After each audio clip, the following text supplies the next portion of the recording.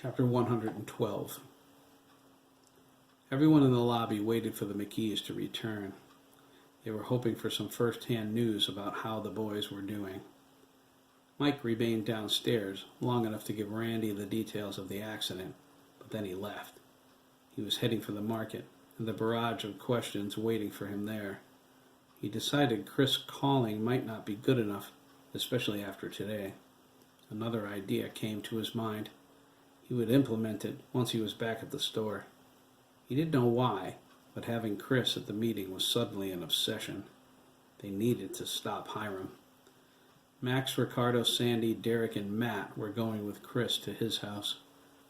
Susan was glad Virginia would be there if Jeremy and Craig woke up. She thought, if my sons were in the same position, would I stay with them?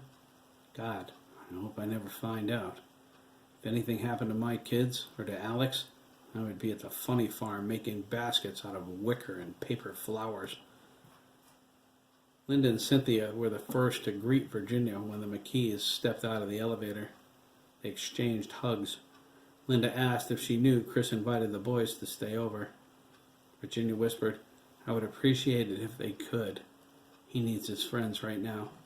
Besides, I'm staying here with Jeremy. Cynthia nodded. Linda volunteered to stay with the boys if Virginia wanted. Virginia said there was no need. She trusted them. The boys never gave her reason to be overly concerned. Besides, they were there to support Chris on the day his father died. It wasn't exactly an occasion for a party.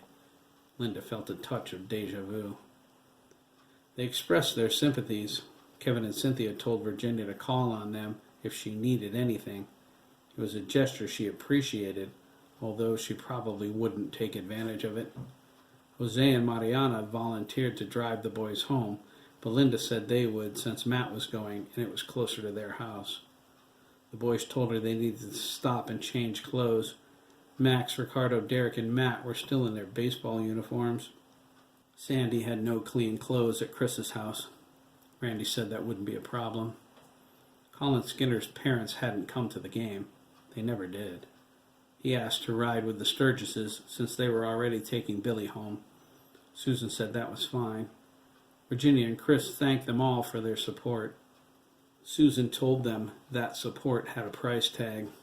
She expected Virginia to lean on her and her family.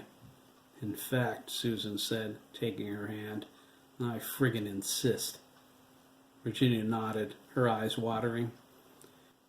Chris gathered the guys together while Virginia went with Adele to sign the necessary paperwork. He hugged them all. Sandy held him tight. Max a little too tight. Ricardo held his hips away from him. Colin was a quick hug, okay, now let me go type. Billy patted his back awkwardly. Herman, who Chris only knew from the bus stop, had a hug that was genuinely sweet. His intimacy was unreserved. Chris whispered thank you in his ear. Herman smiled. Derek held on to Chris as if holding on for dear life. I love you, Chris, he said. I love you too, little buddy, Chris replied and let him go. Virginia stood in the parking lot and watched the gardener's minivan pull away. She waved at Chris in the back seat with Sandy and Max. He waved back and blew her a kiss. They were going to Max's house for clothes and then Sandy's. They had 2 quick stops to make at Herman's house and the gardener's before dropping the others off with Chris. Images of the accident rushed into Virginia's mind. They were pale pictures related by Mike, but she understood something. Jeremy's world had ended. Craig caught the pieces. She thanked God there were pieces to catch.